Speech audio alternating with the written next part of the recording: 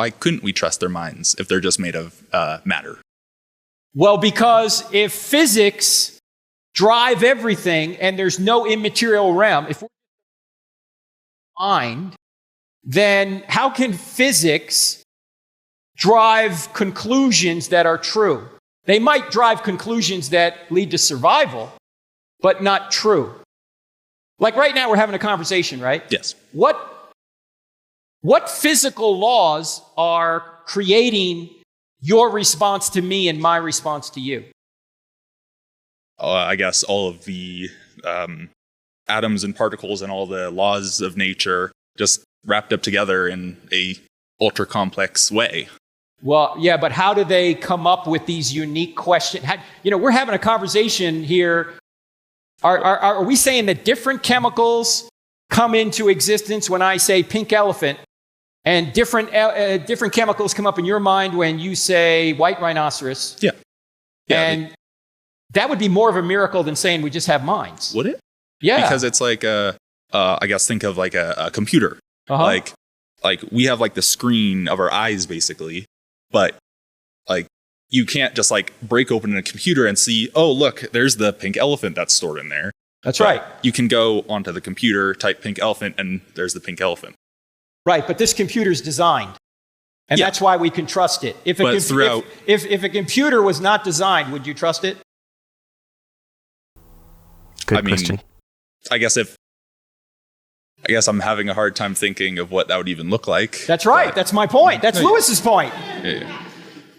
Why we can trust our minds, we know that. Mm-hmm. That's the effect. The question is what caused that? I guess evolution. But even if evolution were true, what laws that are driving evolution, where do they come from? I guess I don't know. Yeah, see, that's what Lewis is saying here.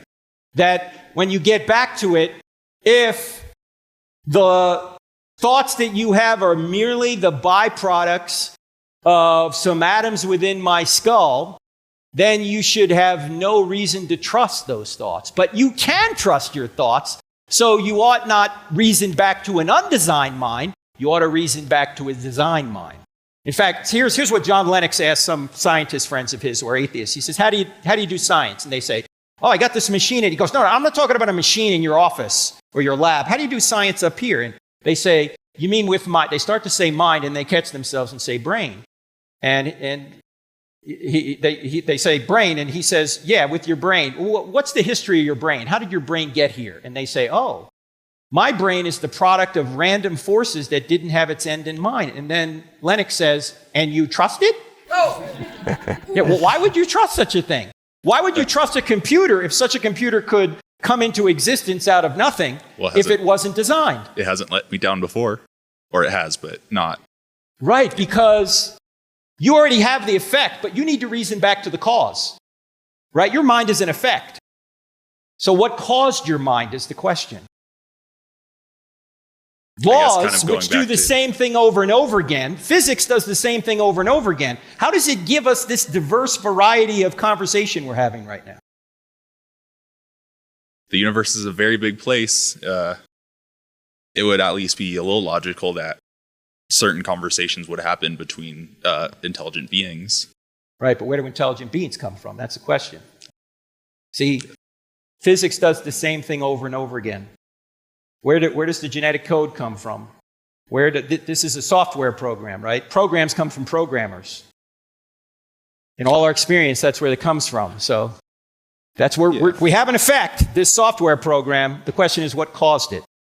Why would we say natural laws which do the same thing over and over again, which can't produce this specified complexity we see in a code?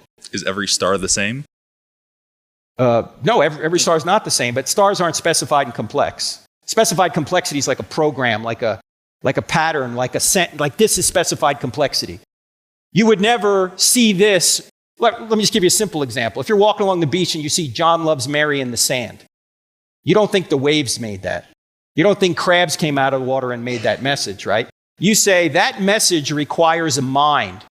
Well, if that message, John loves Mary, requires a mind, then what happens if you find a message 3.5 billion letters long?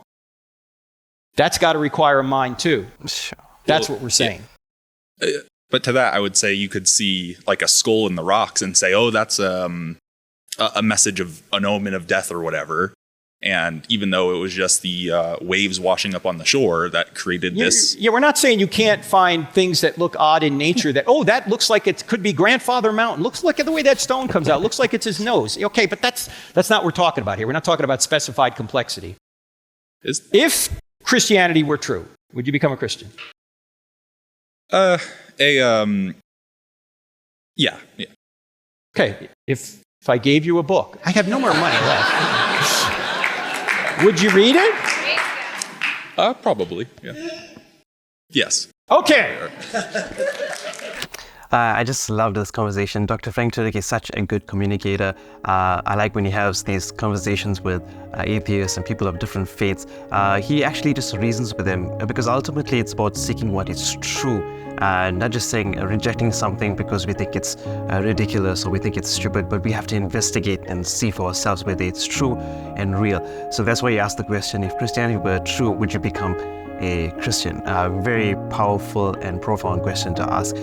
Thank you once again for watching. If you like what you're seeing and enjoying this type of content, be sure to give this video a like, subscribe, hit that notification bell. I'll see you soon.